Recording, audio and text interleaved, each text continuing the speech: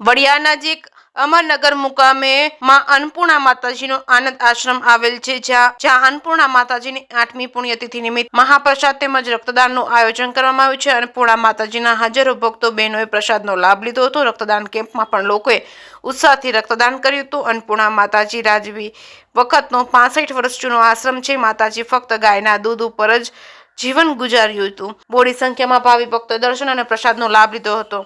જે ગુજરાતી સાથે રાજુ કારિયા, વડિયા. મારું નામ ભૂમિકા વાજા છે. હું આઈસીઆઈસીઆઈ બેંકમાં જોબ કરું છું એઝ અ રિલેશનશિપ મેનેજર.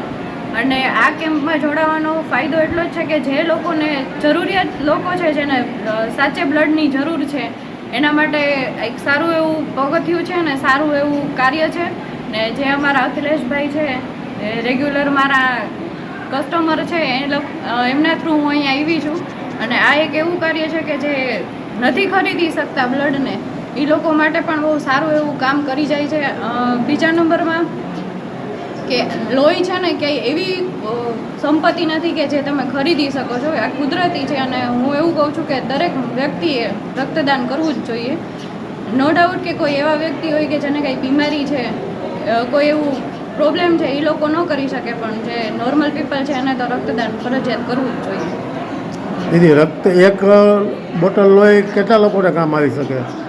ઘણા લોકોને કામ આવી શકે છે. જે થેલેસીમિયાગ્રસ્ત બાળકો હોય અથવા તો કોઈ એવા જરૂરિયાત કેન્સરવાળા દર્દી છે કે જેને સાચે જરૂરત છે.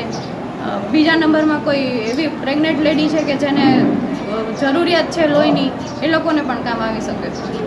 Thank you sir. મારું નામ અખિલેશ રાદડિયા છે. હું જેતપુરથી આવું છું. સર, આજે આ રક્તદાન કેમ્પનું આયોજન છે, થોડું વિગતથી કહો ને. આજે માતાજી અન્નપૂર્ણા માતાજીની 8મી પુણ્યતિથિ છે.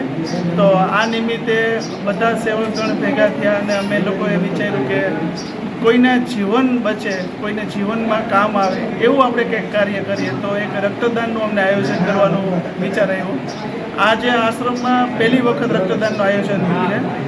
રક્તદાન છે એ મહાદાન છે. રક્ત ક્યાંય બનતું નથી. એ કોઈ વ્યક્તિ બીજાને ડોનેટ કરે તો જ કોકને મળે છે. આનાથી કોઈનું જીવન બચે તો એનું જે પુણ્ય મળે છે એ અમારા ગુરુજીને અર્પણ છે. માતાજીની 8મી પુણ્યતિથિ નિમિત્તે 800થી 1000 ભક્તો આવ્યા છે. બધાને પ્રસાદનું પણ આયોજન કરવામાં આવ્યું છે આ નિમિત્તે. અને બધા સાથે મળીને આયોજનમાં સાથ આપે છે. ખૂબ ગામનો પણ સાથ સહકાર અમને ખૂબ સારો મળે છે. Thank you.